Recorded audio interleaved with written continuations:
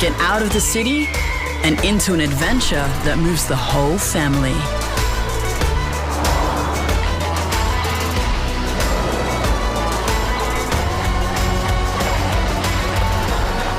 Prepare to be moved.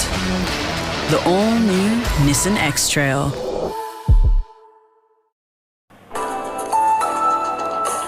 A LISTNR production. Tragedy on the state's country roads at the weekend, while the RAA wants more money spent on maintenance. Looks like the rain won't let up all week across the region. Good morning, I'm Katie Martin, and this is your Limestone Coast local news.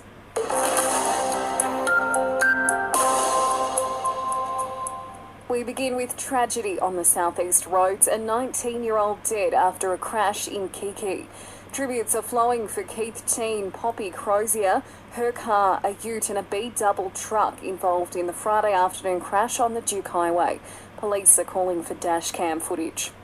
That ask comes with a warning to all other South Australian drivers. 4 deaths on the weekend, all on country roads. Authorities say there's no excuse for ignoring the dangers. Every life lost felt particularly hard in smaller regional areas. They say the crashes, which also claimed the lives of a 22-year-old and 2 people in their 60s, were preventable. More road carnage east of the border too. 4 dead after a horror crash near Hamilton in Victoria's west. 3 teens and a woman in her 30s are among the 8 lives lost in the state at the weekend. And with the road toll now at 130 people for the year, Assistant Commissioner Glenn Weir says that's not good enough. This year we have seen a significant number of multiple fatality collisions. It's unacceptable, it can't go on. Meantime, improving the conditions of SA roads is top of the list for the RAA, which has made its submission to the state government ahead of the upcoming budget. Spokesman Charles Mountain says there's a backlog of projects both inside and outside of Adelaide.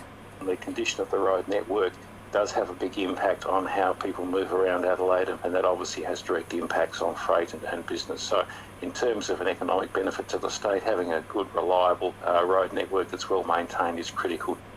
Moving away from the roads now, and the Western Border Footy and Netball League is reaffirming their support for a southeast merger after KNT officials revealed they would oppose any changes late last week. The SANFL plans to split Western Border, leaving just 2 leagues behind. Western Border President Michael Summers says their playing numbers need the boost. It's going to be beneficial for all football in the southeast and also netball. Junior numbers and senior numbers will be better for it, I believe. An Aussie startup has signed a deal with the second largest seafood producer in the world. Immersion is looking to ramp up its production of seaweed in Victoria's west, which reduces livestock emissions by up to 98% when put in their feed. CEO Scott Elliott says their partnership with the Japanese company will help them grow and sell more seaweed here and overseas. What we've seen at the checkout, customers are willing to pay 20 to 25% more for a product that has carbon neutral on its label. So demand far outstrips the supply at this point. And holidaymakers will get some extra cash for their trip if they plan it along the Murray River. $750 river revival vouchers are being offered by the state government for a houseboat holiday or hosted tour experience. After this, there is no turning back. You sip the red can, the story ends. You sip the black can, you enter dreamland. And I show you just how good the truth can taste.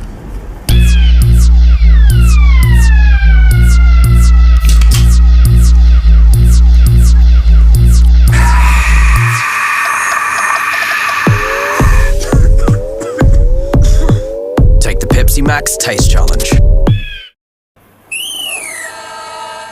A mixed weekend for the Mount Gambier Pioneers in the NBL 1. The women got up by 8 points against the Knox Raiders, but the men fell 63 to 77.